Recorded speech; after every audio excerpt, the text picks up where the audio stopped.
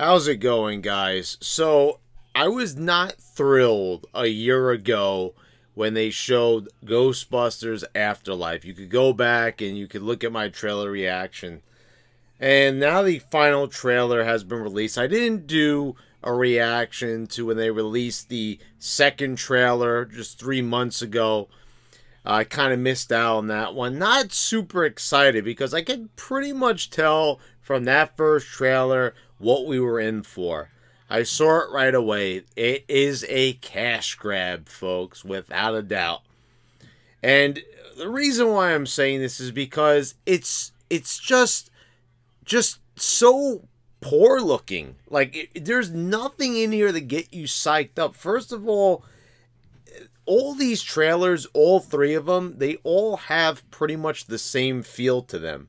They all feel very dreary and dark. And that's not how Ghostbusters is supposed to feel. It just feels very, just a little bit too comatose. Just really bland, really boring. And, you know, they try to throw in some cutesy things like the mini Stay Puft Marshmallow Men. You know, it's like, okay, I did find that cute, but everything else, you know, we got little flashbacks to the Terror Dogs and, you know, even one particular ghoul from the first movie in the diner. Like, there's just these little things in here. And, of course, at the end of the trailer, you know, we heard Bill Murray's voice, and we see that Dan Aykroyd and Ernie Hudson are there. And I did like the way how they ended the trailer by not showing their faces, because it's going to be a big reveal. Now, everyone is, you know, I would think there'd be more excitement around this film, but there really isn't that much. And you even look at the number of views that are on the trailer, and it's very unimpressive. Like, it hasn't even cracked 1 million yet. You know, when you have other movies that are, you know, not really as great as Ghostbusters as a franchise or as big. Because Ghostbusters really, this has been a franchise that hasn't had a lot of life into it. But the funny thing is, the 2016 Ghostbusters had more views on it. It got more views way quicker than Afterlife has.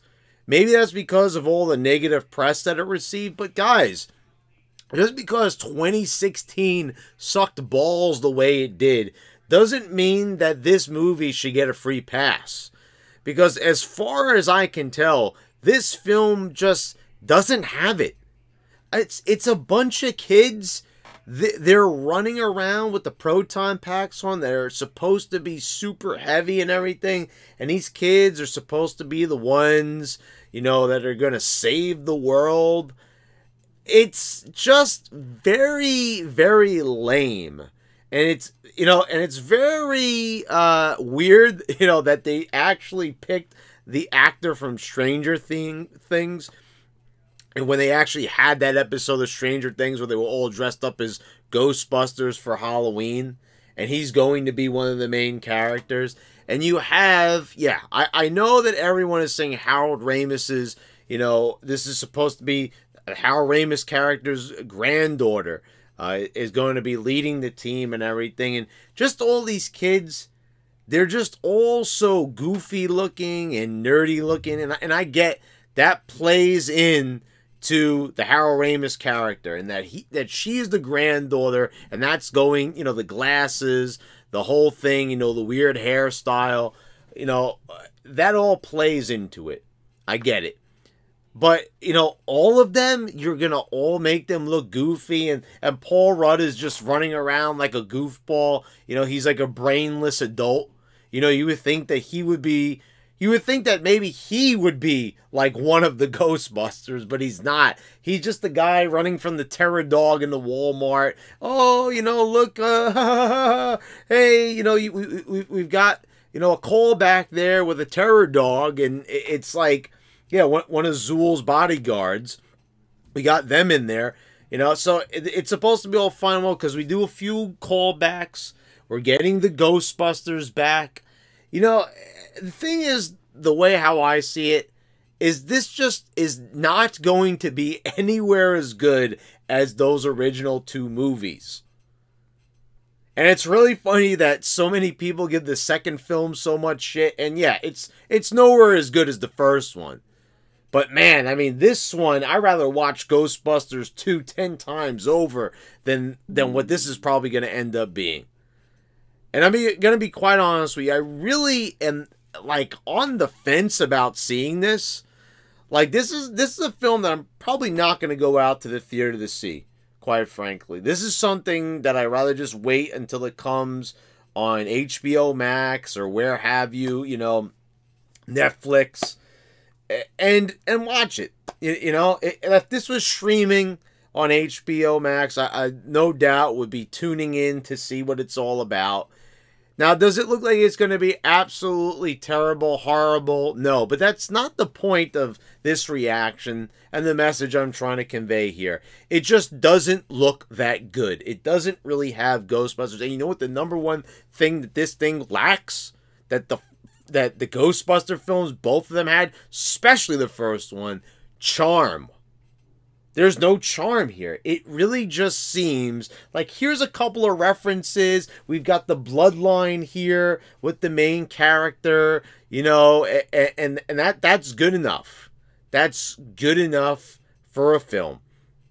I mean, no, I'm sorry. It really isn't. You know, it just, the whole thing feels goofballish and clownish for all the wrong reasons. And it's really funny that I'm talking about a comedy. You know, this is a comedy series. First and foremost, Ghostbusters is a comedy. And I'm looking at this, and it's not funny. That was the whole point. It was supposed to be a cool action, horror elements, but, you know, not too scary. You know what I mean? It's family-friendly fun to a certain degree. You know, aside from some of the language, you know, it really was supposed to be, you know, this fun, charming little adventure. And this film just seems like it's going to be a really bland movie. And it's, you know, Reitman, the director, he just has no idea really what those original films are all about. And you can really tell. It's just like someone trying to piece together little elements of those original films. And it comes out looking sort of like a fan film. It really seriously does. Like, and after you go through the history and you look at all the failed Ghostbuster 3 films and the starts and, you know, ripping up the scripts and all of that, and the cast not being happy and this one doing it, and sometimes there was false starts and false information. You know, is this the best they could really do? And there's quite a bit of footage out in this film, so it really, I have seen all that I really need to see. It's going to be just like a lukewarm film, and it's going to be forgotten about, really, probably a few months after it comes out. Hell, it doesn't even seem like there's any hype behind this at all, to be quite honest. And that's really disappointing to me, because that first film is a true classic, and I really enjoy it a lot. It's a very rewatchable film, and this one, it's just not getting it done. It really isn't. So let me know what you think down in the comments, guys. Do you agree with me? Do you think this film's going to be a bust, or am I absolutely wrong? Because I know there's a few people going to be calling me an idiot, a moron, and, you know, I have no taste and whatever. You know, I'm just being honest here, guys. But anyway, subscribe if you haven't already. Click the bells to get all notifications when I post all my new videos. I want to thank all my patrons for your continued support. And thanks again, guys. I will see you next time.